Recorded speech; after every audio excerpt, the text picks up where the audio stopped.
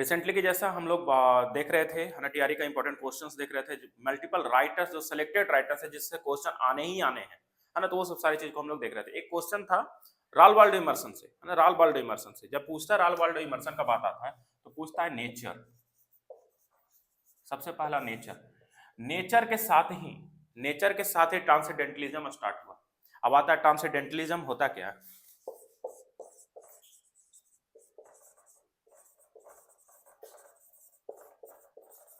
Transcendentalism होता क्या है ना। इसमें और एक तो नेचर हो गया, ट्रांसेंडेंटलिज्म होता क्या है, ट्रांसेंडेंटलिज्म के कितने राइटर्स थे, है ना। इसका मेन जो थीम था इस चीज का मेन थीम, मतलब ट्रांसेंडेंटलिज्म जो आया था उसमें लोग किस तरीके से लिखते थे, कब से कब तक आया, ये सब सारे इंपॉर्टेंट चीज, सारे डिटेल्स को देखेंगे। रालवाल्डो इमर्सन का कहना क्या था, क्या समझाना चाह रहा था, कैसे रोमांटिक लिटरेचर, क्वेश्चन ये आते हैं रोमांटिक लिटरेचर वर्सेस ट्रांसेंडेंटलिज्म।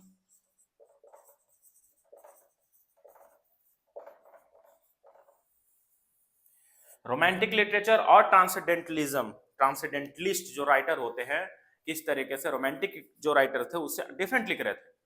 यहां तक कि रालवाल्डो इमर्सन वाज हाईली इंस्पायर्ड और you can say he was highly influenced, है ना। ये बहुत ज्यादा प्रेरित था एक राइटर, उसका नाम था Samuel Taylor Coleridge. Samuel Taylor Coleridge, और इटली में एक सेवेज लैंडर से मिला था, सेवेज लैंडोर, सेवेज लैंडोर, इसका नाम सुना होगा, इंपॉर्टेंट राइटर। ये सब सारे अमेरिकन है, सारे कौन सा लिटरेचर के पार्ट है, अमेरिकन लिटरेचर के पार्ट है।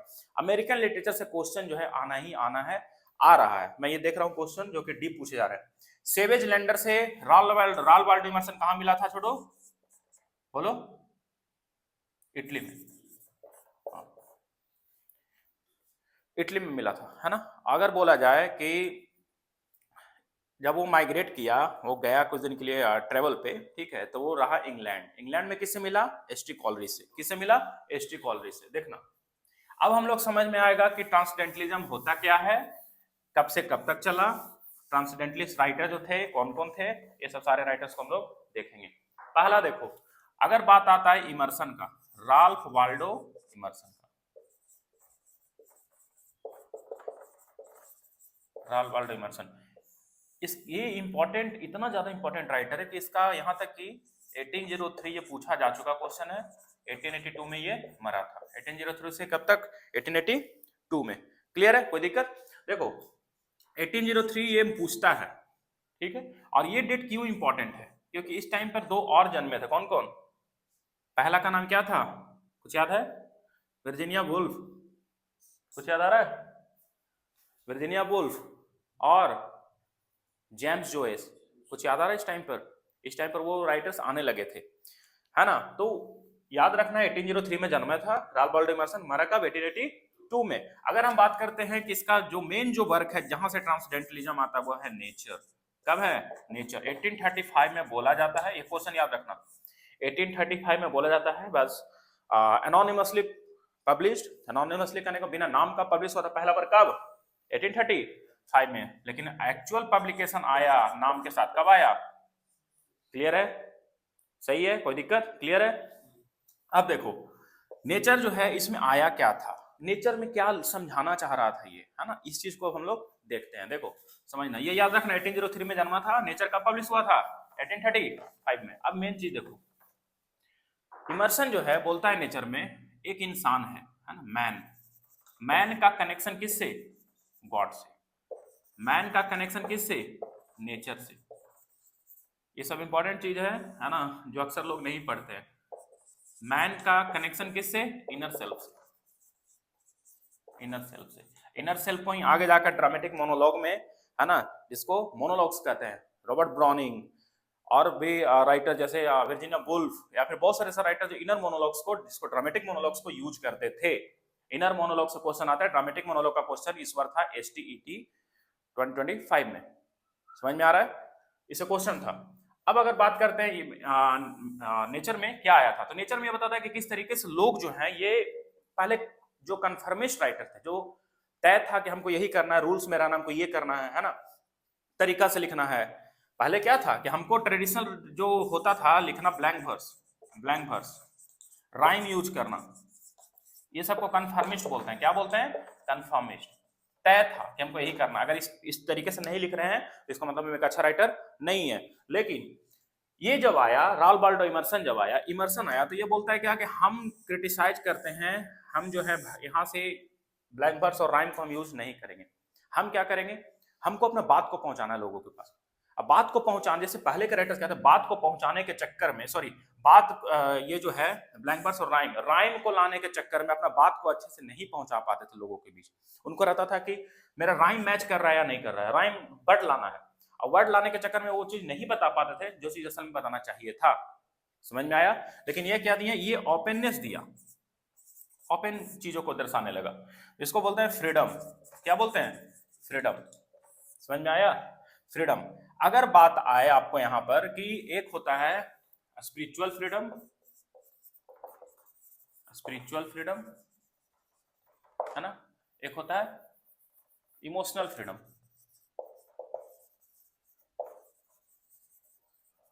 है ना, इमोशनल फ्रीडम, स्पिरिचुअल फ्रीडम और इमोशनल फ्रीडम। समझना, इमोशनल फ्रीडम जो है ये डायरेक्टली पार्ट है किसका? नेचर का, सॉरी रोमांटिक का, रोमांटिक का डायरेक्टली पार्ट किसका है? रोमांटिक लिटरेचर का। अगर स्पिरिचुअल फ्रीडम बोलेंगे तो किसका पार्ट है? ट्रांसेंडेंटलिज्म का, ट्रांसेंडेंटलिज्म का। समझ में आया?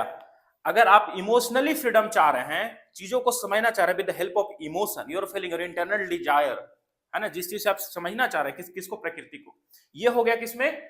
रोमांटिक लिटरेचर में। लेकिन अगर बात करें स्पिरिचुअल फ्रीडम का, कहने का मतलब देखो और बेहतरीन तरीके से इसको समझेगा, मेन चीज यही है, पहले ये समझ लो थोड़ा सा, है ना। ये देखो इंसान किस तरीके से भगवान से कनेक्शन आज के दौर में खो दिया है। दूसरा, मैन जो है किस तरीके से नेचर से भी कनेक्शन खो दिया है, और इंसान अपने आप से भी ट्रू नहीं है। समझ में आया? लेकिन नेचर में ये बताना क्या चाहा है इस तीन कॉन्सेप्ट को ला करके, बोलता है राल्फ वाल्डो इमर्सन कि मैं चाहता हूं कि इंसान जो अपने आप से कनेक्शन पहले लाए, इनर सेल्फ से कनेक्शन लाए। हर एक सुबह उठना, फ्लावरी बैंड को बांधना ताकि आप नेचर से कनेक्ट हो जाए। ये लाइन किसमें है? जॉन किट्स का a thing of beauty is a joy forever, है ना। तो on the every morning I stand up, है ना, और क्या दैट वो फ्लावरी बैंड को, to weave that flowery band with so that हम लोग जो है नेचर से कनेक्ट हो सके। अब देखो मैन जो है किस तरीके से अपना इनर सेल्फ को पाएगा, फिर उसके बाद प्रकृति से अपना रिलेशन को जोड़ेगा, फिर अब भगवान से जोड़ेगा। ये तीनों चीज को लाना है, तभी आप एक अच्छे नेचर में आप जी रहे हैं। कॉन्सेप्ट क्लियर है? कॉन्सेप्ट क्लियर है? कोई दिक्कत? हम बताने वाले थे स्पिरिचुअल फ्रीडम और इमोशनल फ्रीडम। इमोशनल फ्रीडम जो है रोमांटिक लिटरेचर में आता है, स्पिरिचुअल फ्रीडम किसमें आता है? ट्रांसेंडेंटलिज्म में। क्या बताना चाह रहे थे समझना, ये कोई दिक्कत? देखो अगर कॉन्सेप्ट पूछे तो फंस जाओगे, इसीलिए ये सब पढ़ना जरूरी है, और बहुत सारे लोग जो है वे पढ़ते नहीं है। देखो जब एक होता है रोमांटिक लिटरेचर, एक होता है ट्रांसेंडेंटलिज्म।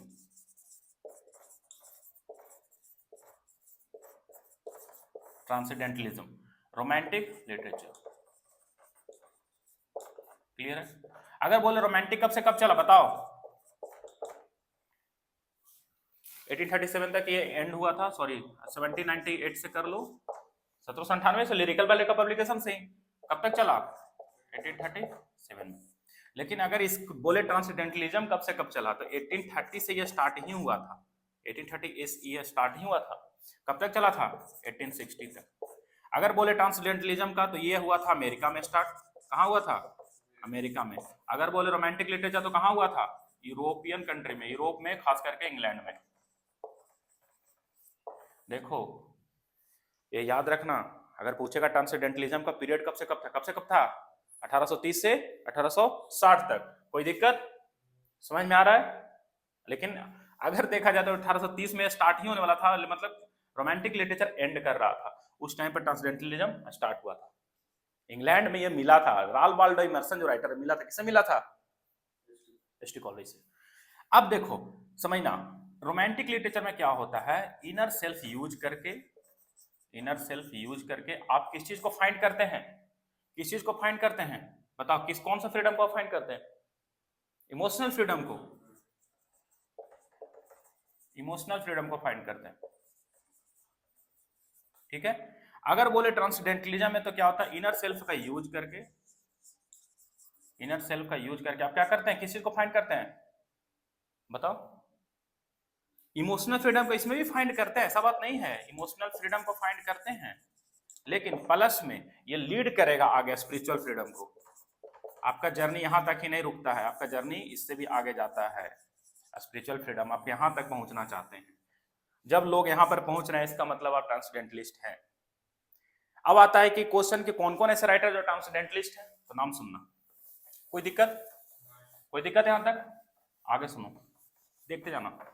अगर बोले हम लोग तो इन सारे चीजों को डीप में पढ़ते हैं, और मैं सोचता हूं कि कम वर्ड्स में, कम समय में आप लोगों के पास कुछ चीजों को पहुंचा दूं जो मैं पढ़ाता हूं लोगों को, है ना। और इसमें सुनने में क्या जाता है, बस सुनो और रिवाइज करो चीजों को, है ना। उसी में से एक छोटा सा वीडियो निकाले तो आप लोग को भी कुछ समझ में, जो यहाँ पर नहीं बैठ पाते हैं, जो नहीं आ पा रहे हैं। अब देखो एक और चीज समझना इंपॉर्टेंट, अगर हम बात करें ट्रांसडेंटलिज्म के कौन कौन राइटर है, तो पहला कौन आता है, बोलो। क्वेश्चन पूछता है, अगर इन पूछेगा क्या, इनमें से कौन से राइटर्स जो हैं ट्रांसडेंटलिस्ट नहीं है, या इनमें से इन सभी में से कौन कौन राइटर ट्रांसडेंटलिस्ट हैं। ए और बी का कॉम्बिनेशन में बी और सी, ए और सी ऐसे कॉम्बिनेशन में आते हैं, नन ऑफ द एबव और more than one of the above, ये तो टीआरई का फेमस क्वेश्चन है। राल्फ वाल्डो इमर्सन, क्लियर है। दूसरा का नाम हेनरी डेविड, हेनरी डेविड थोराव, क्लियर है। अगर एक और राइटर की बात करें तो मार्गरेट फुलर भी बोल सकते हैं, मार्गरेट फुलर,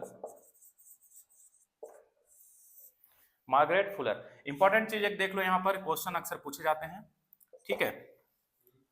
डायल जो मैगजीन है, डायल किससे रिलेटेड है, डायल इमर्सन से और मार्गरेट फुलर, इन लोग दोनों मिलकर कॉम्बिनेशन में, कोलैबोरेशन है, क्या है, इन लोग दोनों का कोलैबोरेशन है, कोलैबोरेशन में ये लॉन्च हुआ था डायल मैगजीन। डायल, ये क्वेश्चन पूछा है नेट का, यूजीसी नेट का इंपॉर्टेंट क्वेश्चन है, पूछा हुआ है, पूछे जाएंगे भी, क्योंकि ये सब क्वेश्चन, ये सब सारे एग्जाम में नेट लेवल का क्वेश्चन अब आने लगे हैं, देखो ना रिसेंटली टीआरई में और स्टेट में। क्लियर है यहां तक, कोई दिक्कत। अब अगर एक दो लाइन देखते हैं, देखो समझना, ये सब मेन राइटर्स हैं, और भी बोल सकते हैं छोटे छोटे और भी प्रोपोनेंट्स वगैरह हैं। अब देखो एक लाइन है जिसका बोलते हैं line in nature, line in nature is not found. अगला याद आ रहा है कुछ, line in nature is not found, unit and universe are around. बोलता है कि प्रकृति में कोई भी चीज सीधा नहीं है, प्रकृति में कोई भी चीज सीधा नहीं है, स्ट्रेट कुछ भी नहीं है, सबका झुकाव है, और झुकने में ही बहलाई है। बोलते हैं झुकने में ही, जो चीज झुकता है, झुकने में ही तो मेन चीज है ना, प्रकृति का हर एक चीज में झुकाव है, अकड़ किसी चीज में नहीं है। जिस चीज में अकड़ होता है वो प्रकृति का नहीं रहता है। बोलते हैं ना मरने के बाद मुर्दा अकड़ जाता है ना। After the death of somebody the body transform it's very rigid material, very rigid thing, rigid मतलब एकदम पूरा अकड़ जाता है, तो वो बॉडी इस धरती का रहता नहीं, उस धरती में ही फिर चला जाता, उसको जला दिया जाता है। कुछ समझ में आ रहा है। तो जिसमें कहने वाला अपने अपने आप में अंदरूनी है ना, अंदर से हम लोग को कभी भी स्ट्रेट नहीं रहना है, हर एक चीज में झुकाव है। क्योंकि बोलता है छोटा से छोटा, यूनिट मतलब स्मॉलेस्ट, और यूनिवर्स मतलब बड़ा, छोटा से लेकर बड़ा तक सब कुछ क्या है, राउंड है। अब जो कुछ भी बोलते हैं, जो कुछ भी करते हैं, वो आप ही पर आकर लगता है। यहां तक कि आप अब्यूज करते हैं, गाली देते हैं, किसी को कुछ गलत कर देते हैं, वो कभी ना कभी आगे जाकर क्या है, मुड़ाव में आपके पास पहुंच, क्योंकि जो चीज मुड़ा है वो कहीं कभी ना कभी तो आपके पास पहुंचेगा ही। कोई दिक्कत यहां तक, कोई दिक्कत यहां तक। और ऐसे सारे इंपॉर्टेंट चीज जानने के लिए हम लोग है ना, और गहराई में मैं पढ़ता हूं तब पढ़ाता हूं, मैं और भी रिसर्च करूंगा, और भी बहुत सारी चीज को देखूंगा, है ना। आप लोग भी इस चीज को रिवाइज करें। आगे हम लोग का ट्रांसडेंटलिस्ट अमेरिकन में फिर आता है बीट जनरेशन, है ना, बीट जनरेशन समझ में आ रहा है। फिर लॉस्ट पोइट्री, है ना, फिर एलन गिन्सबर्ग का वो देखो बीट जनरेशन से, और बहुत सारे ऐसी चीजें जो पढ़ना जरूरी है। आज के लिए इतना ही।